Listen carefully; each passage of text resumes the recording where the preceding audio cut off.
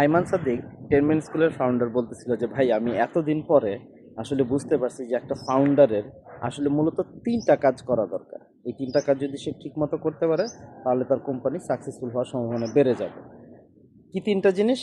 এক নাম্বার হচ্ছে making sure the company doesn't run out of money, মানে হচ্ছে যে কন্টিনিউয়াসলি ফান্ড রেজ করা এবং ফান্ডিংটা যেন কখনো অভাব না হয় গ্রোথের সময়, সেটা মেক শিওর করা। So that is number one. Number two কি?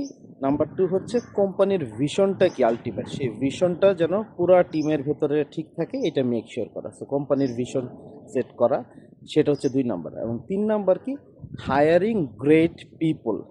So if you hire great people then আসলে তোমাকে ভাই ডে টু ডে এই কোম্পানি চালাইতে হবে না। The great peoples run the company themselves. So and life becomes very easy. And these are the 3 things as a founder you should do. Thank you.